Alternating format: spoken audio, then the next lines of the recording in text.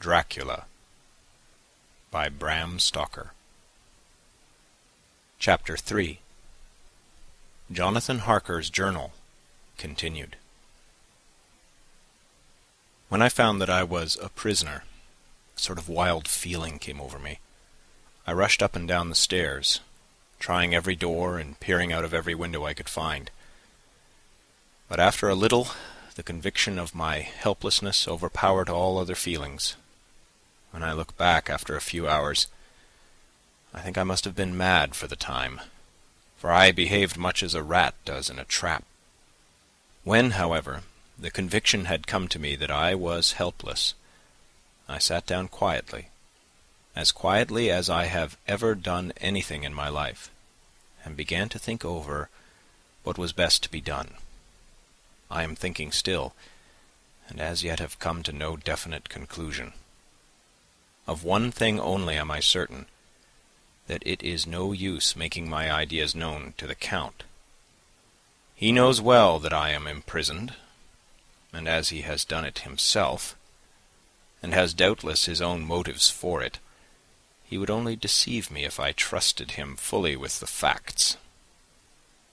So far as I can see, my only plan will be to keep my knowledge and my fears to myself, and my eyes open.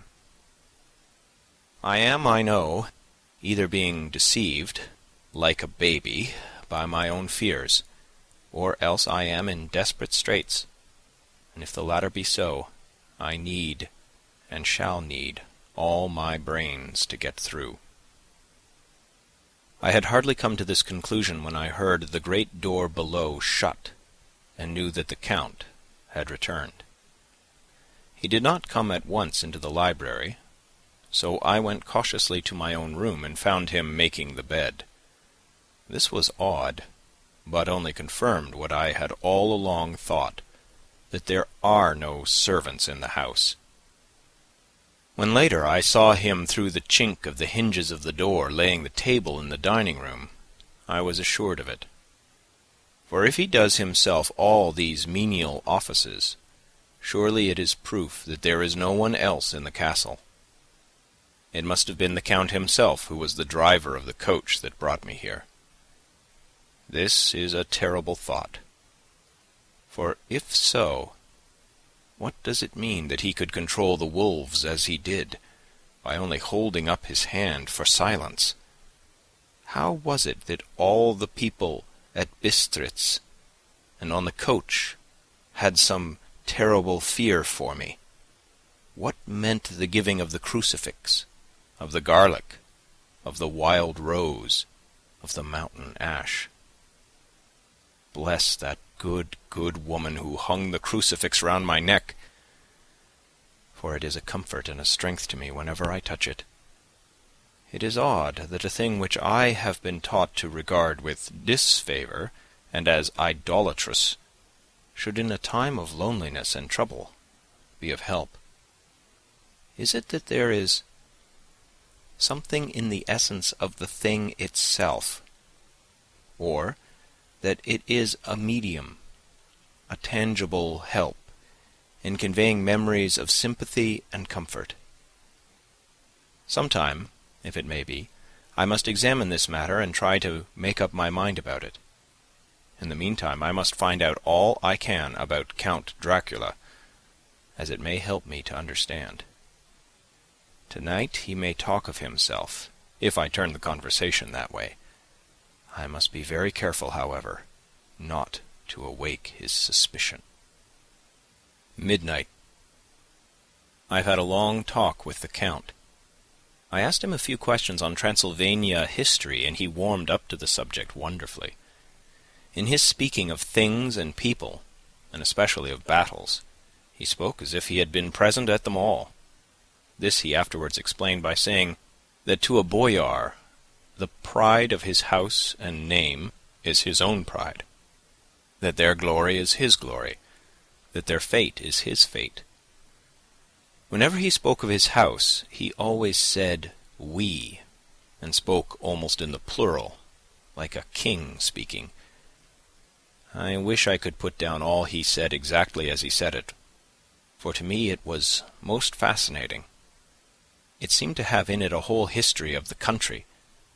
He grew excited as he spoke, and walked about the room pulling his great white moustache, and grasping anything on which he laid his hands, as though he would crush it by main strength.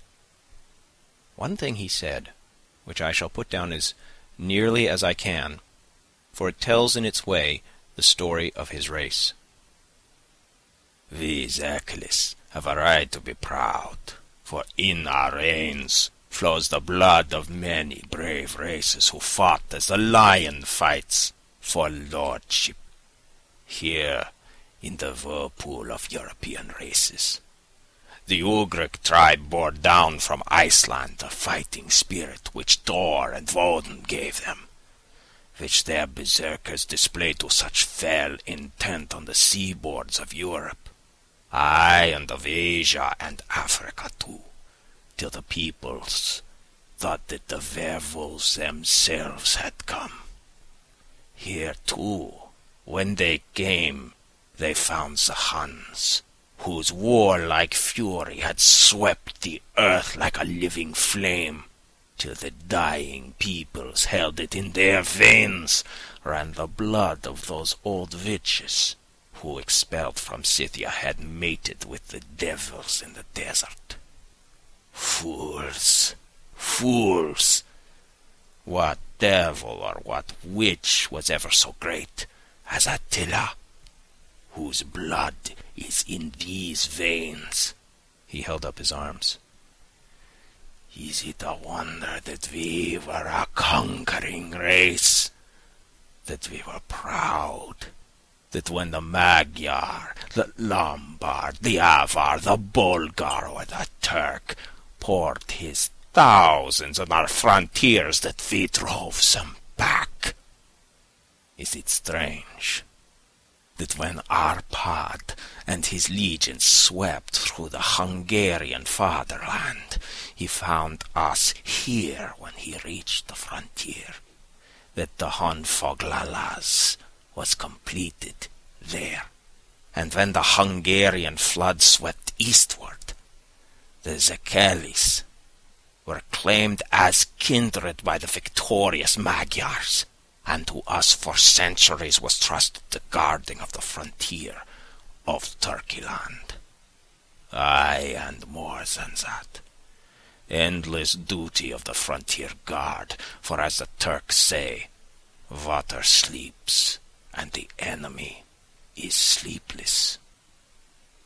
Who more gladly than we throughout the 4 nations received the bloody sword, or at its warlike call flocked quicker to the standard of the king? When was redeemed that great shame of my nation, the shame of Kosovo, when the flags of the Valak and the Magyar went down beneath the crescent? Who was it but one of my own race, who as voivod crossed the Danube and beat the Turk on his own ground? This was a Dracula indeed. Woe was it that his own unworthy brother, when he had fallen, sold his people to the Turk, and brought the shame of slavery on them. Was it not this Dracula, indeed, who inspired that other of his race, who, in a later age, again and again brought his forces over the great river into Turkeyland, who, when he was beaten back, came again and again, though he had to come alone from the bloody field where his troops were being slaughtered, since he knew that he alone could ultimately triumph. They said that he thought only of himself. Bah! What good are peasants without a leader? Where ends the war without a brain and a heart to conduct it? Again, when after the Battle of Mohawks, we threw off the Hungarian yoke, we of the Dracula blood were amongst their leaders. For our spirit would not brook that we were not free. Ah, young sir, the Dracula's and the Dracula as their heart's blood, their brains and their swords, can boast a record that mushroom growths like the Habsburgs and the Romanovs could never reach. The warlike days are over. Blood is too precious a thing in these days of dishonorable peace, and the glories of the great races are as a tale that is told. It was by this time close on morning, and we went to bed. Memorandum. This diary seems horribly like the beginning of the Arabian Nights, for everything has to break off at cock-crow, or like the ghost of Hamlet's father. 12th of May. Let me begin with facts. Bare, meagre facts, verified by books and figures, and of which there can be no doubt. I must not confuse them with experiences, which will have to rest on my own observation or my memory of them. Last evening, when the Count came from his room, he began by asking me questions on legal matters, and on the doings of certain kinds of business.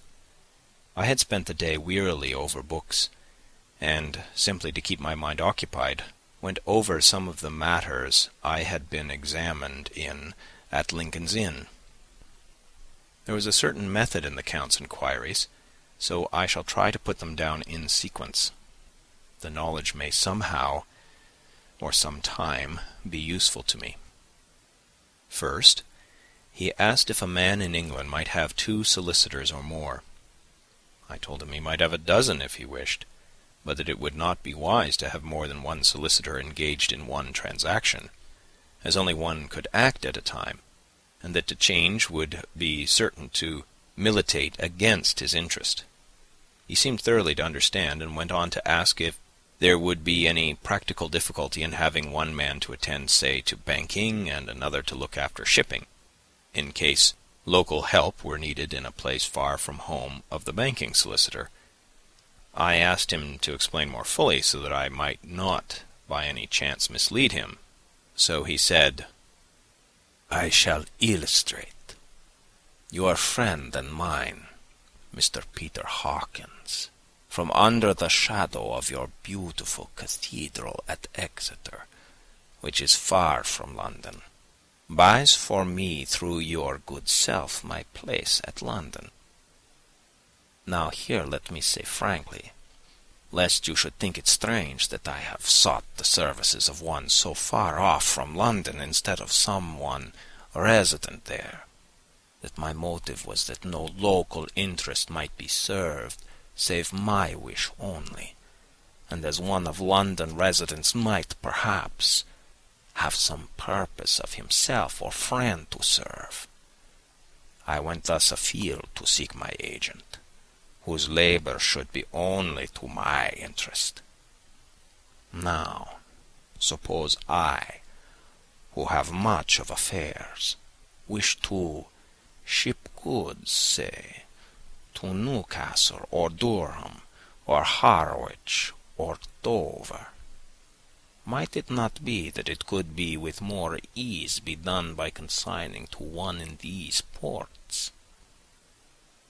I answered that certainly it would be most easy, but that we solicitors had a system of agency, one for the other, so that local work could be done locally on instruction from any solicitor, so that the client, simply by placing himself in the hands of one man, could have his wishes carried out by him without further trouble.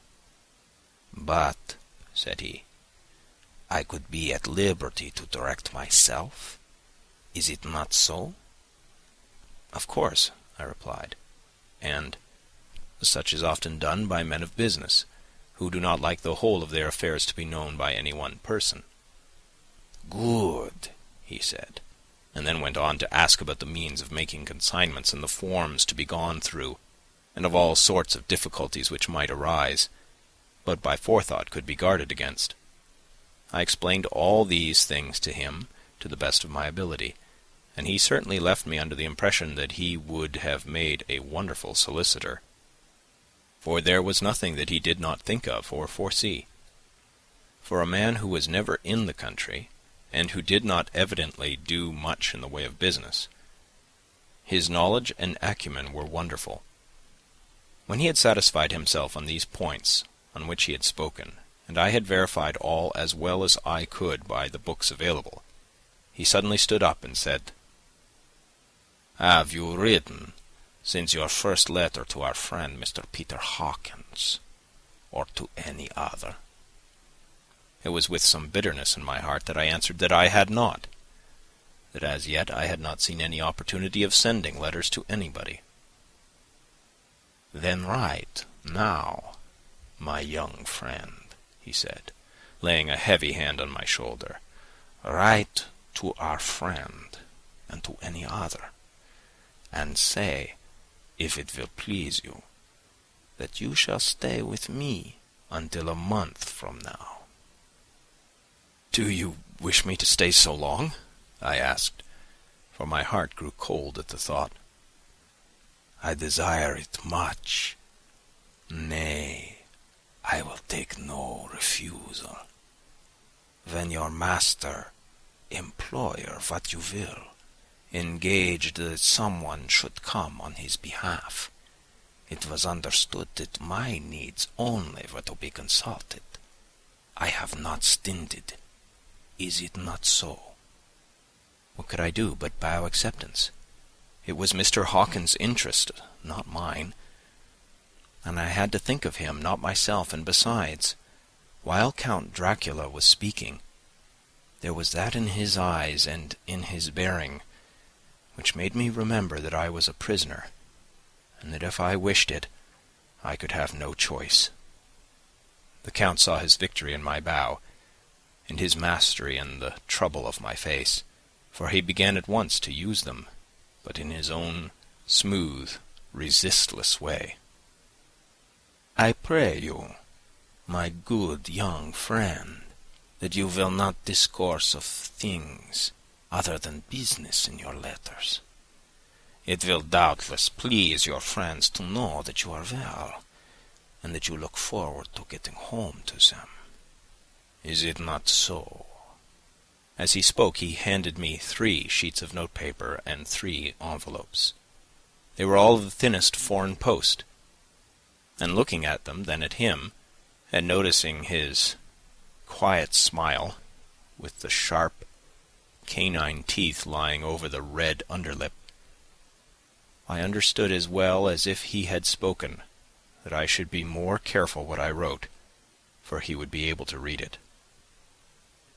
So I determined to write only formal notes now, but to write fully to Mr. Hawkins in secret, and also to Mina, for to her I could write shorthand which would puzzle the Count, if he did see it. When I had written my 2 letters, I sat quiet, reading a book, whilst the Count wrote several notes, referring as he wrote them to some books on his table.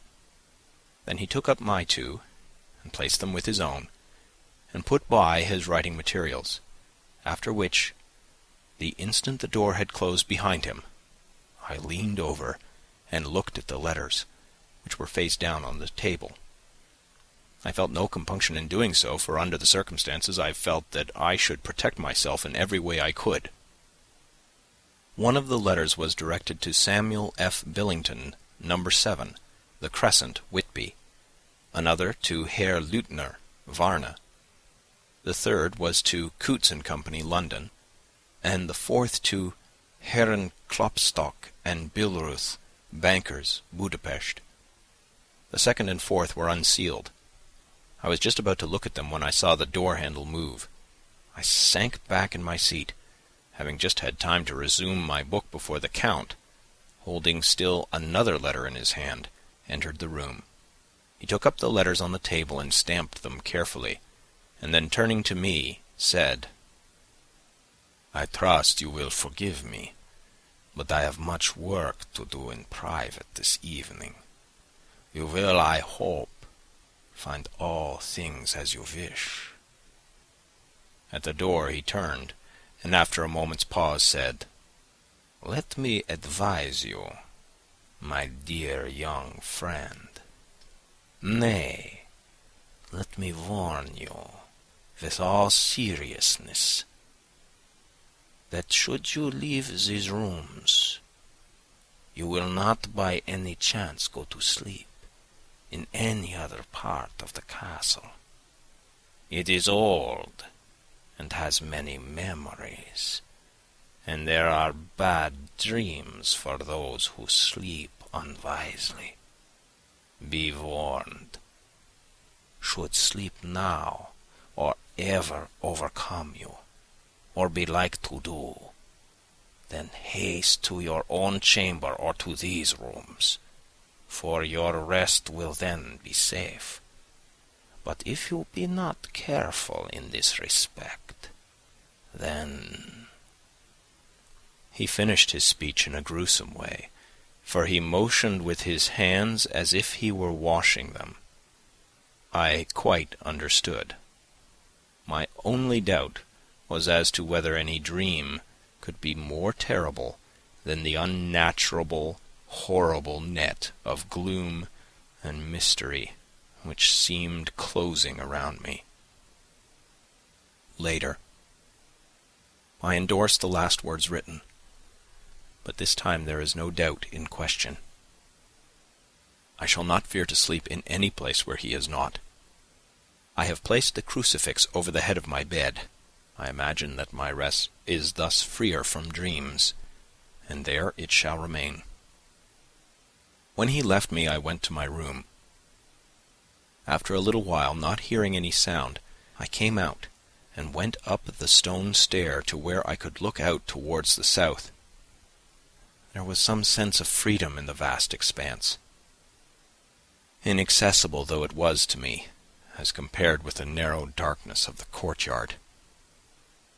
Looking out on this, I felt that I was indeed in prison, and I seemed to want a breath of fresh air, though it were of the night. I am beginning to feel this nocturnal existence tell on me. It is destroying my nerve. I start at my own shadow, and am full of all sorts of horrible imaginings. God knows that there is ground for my terrible fear in this accursed place. I looked out over the beautiful expanse, bathed in soft yellow moonlight, till it was almost as light as day. In the soft light, the distant hills became melted, and the shadows in the valleys and gorges of velvety blackness. The mere beauty seemed to cheer me. There was peace and comfort in every breath I drew. As I leaned from the window, my eye was caught by something moving a story below me, and somewhat to my left, where I imagined, from the order of the rooms, that the windows of the Count's own room would look out. The window at which I stood was tall and deep, stone-mullioned, and though weather-worn, was still complete. But it was evidently many a day since the case had been there. I drew back behind the stonework and looked carefully out. What I saw was the Count's head coming out from the window.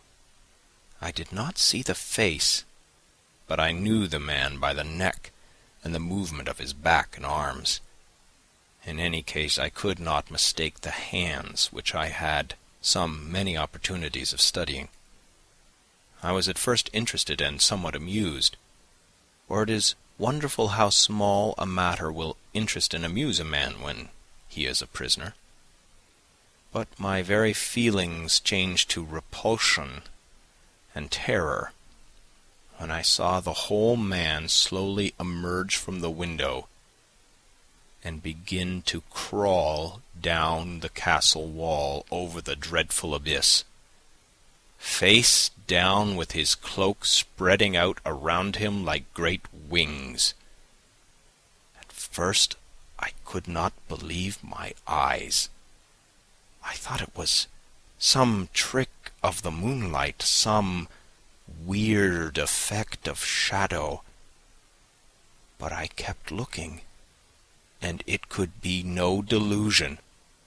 I saw the fingers and toes grasp the corners of the stones, worn clear of the mortar by the stress of years, and by thus using every projection and inequality, move downwards with considerable speed, just as a lizard moves along a wall. What manner of man is this? Or what manner of creature is it in the semblance of man? I feel the dread of this horrible place overpowering me. I am in fear, in awful fear, and there is no escape for me. I am encompassed about with terrors that I dare not think of.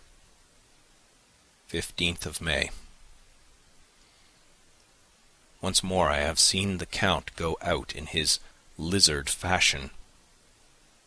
He moved downwards in a sidelong way, some 100 feet down, and a good deal to the left. He vanished into some hole or window. When his head had disappeared, I leaned out to try and see more, but without avail. The distance was too great to allow a proper angle of sight. I knew he had left the castle now, and thought to use the opportunity to explore more than I had dared to do as yet. I went back to the room, and taking a lamp, tried all the doors. They were all locked, as I had expected, and the locks were comparatively new. But I went down the stone stairs to the hall where I had entered originally. I found I could pull back the bolts easily enough and unhook the great chains. But the door was locked, and the key was gone. That key must be in the Count's room. I must watch, should his door be unlocked, so that I may get it and escape. I went on to make a thorough examination of the various stairs and passages, and to try the doors that opened from them. 1 or 2 small rooms near the hall were open, but there was nothing to see in them except old furniture, dusty with age and moth-eaten. At last, however, I found one door at the top of the stairway which, though it seemed locked, gave a little under pressure. I tried it harder, and found that it was not really locked, but that the resistance came from the fact that the hinges had fallen somewhat, and the heavy door rested on the floor. Here was an opportunity which I might not have again, so I exerted myself, and with many efforts forced it back so that I could enter. I was now in a wing of the castle further to the right than the rooms I knew, and a story lower down. From the windows I could see that the suite of rooms lay along to the south of the castle, the windows of the end room looking out both west and south. On the latter side, as well as to the former, there was a great precipice. The castle was built on the corner of a great rock, so that on 3 sides it was quite impregnable, and great windows were placed here, where sling or bow or culverin could not reach, and consequently light and comfort, impossible to a position which had to be guarded, were secured. To the west was a great valley, and then, rising far away, great jagged mountain fastnesses, rising peak on peak, the sheer rock studded with mountain ash and thorn, whose roots clung in cracks and crevices and crannies of the stone. This was evidently the portion of the castle occupied by the ladies in bygone days, for the furniture had more an air of comfort than any I had seen. The windows were curtainless, and the yellow moonlight, flooding in through the diamond panes, enabled one to see even colours, whilst it softened the wealth of dust which lay over all and disguised in some measure the ravages of time and moth. My lamp seemed to be of little effect in the brilliant moonlight, but I was glad to have it with me, for there was a dreadful loneliness in the place which chilled my heart and made my nerves tremble.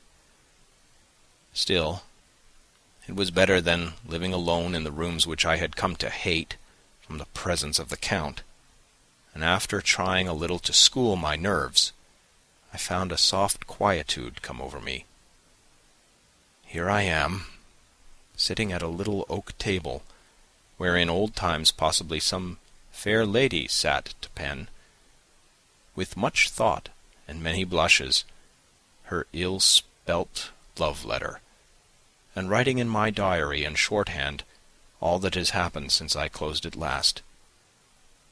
It is the 19th century, up to date with a vengeance, and yet, unless my senses deceive me, the old centuries had, and have, powers of their own, which mere modernity cannot kill.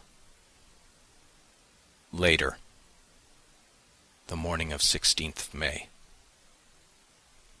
God preserve my sanity, for to this I am reduced. Safety and the assurance of safety are things of the past. Whilst I live on here, there is but one thing to hope for, that I may not go mad, if indeed I be not mad already. If I be sane, then surely it is maddening to think that of all the foul things that lurk in this hateful place, the Count is the least dreadful to me, that to him alone I can look for safety, even though this be only whilst I can serve his purpose. Great God, merciful God, let me be calm, for out of that way lies madness indeed. I begin to get new lights on certain things which have puzzled me. Up to now I never quite knew what Shakespeare meant when he made Hamlet say, "My tablets, quick, my tablets, 'tis meet that I put it down," etc. For now, feeling as though my own brain were unhinged, or as if the shock had come which must end in its undoing, I turn to my diary for repose. The habit of entering accurately must help to soothe me. The Count's mysterious warning frightened me at the time. It frightens me more now when I think of it, for in the future he has a fearful hold upon me. I shall fear to doubt what he may say. When I had written in my diary, and had fortunately replaced the book and pen in my pocket, I felt sleepy. The Count's warning came into my mind, but I took pleasure in disobeying it. The sense of sleep was upon me, and with it the obstinacy which sleep brings as outrider. The soft moonlight soothed, and the wide expanse without gave a sense of freedom which refreshed me. I determined not to return tonight to the gloom-haunted rooms, but to sleep here, where of old ladies had sat and sung and lived sweet lives, whilst their gentle breasts were sad for their menfolk away in the midst of remorseless wars. I drew a great couch out of its place near the corner, so that as I lay, I could look at the lovely view to east and south, and unthinking of and uncaring for the dust, compose myself for sleep. I suppose I must have fallen asleep. I hope so, but I fear, for all that followed was startlingly real, so real that now sitting here in the broad, full sunlight of the morning, I cannot in the least believe that it was all sleep. I was not alone. The room was the same, unchanged in any way since I came into it. I could see along the floor, in the brilliant moonlight, my own footsteps marked where I had disturbed the long accumulation of dust. In the moonlight opposite me were 3 young women, ladies by their dress and manner. I thought at the time that I must be dreaming when I saw them. They threw no shadow on the floor. They came close to me and looked at me for some time, and then whispered together. 2 were dark and had high aquiline noses, like the Count, and great, dark, piercing eyes that seemed to be almost red when contrasted with the pale yellow moon. The other was fair as can be, with great masses of golden hair and eyes like pale sapphires.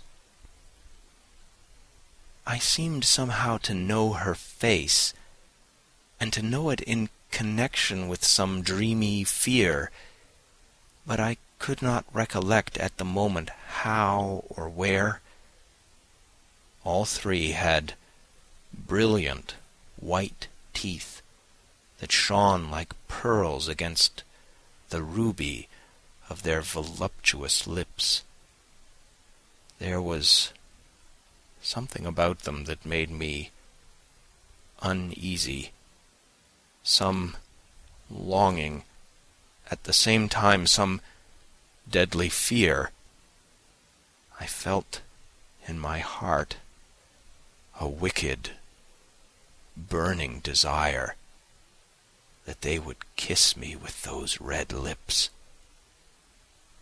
It is not good to note this down, lest some day it should meet Mina's eyes and cause her pain, but it is the truth. They whispered together, and then they all 3 laughed. Such a silvery, musical laugh, but as hard as though the sound never could have come through the softness of human lips. It was like the intolerable, tingling sweetness of water glasses when played on by a cunning hand. The fair girl shook her head coquettishly, and the other 2 urged her on.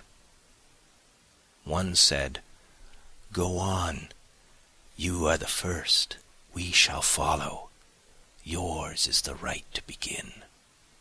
The other added, "He is young and strong. There are kisses for us all." I lay quiet, looking out from under my eyelashes in an agony of delightful anticipation. The fair girl advanced and bent over me till I could feel the movement of her breath upon me.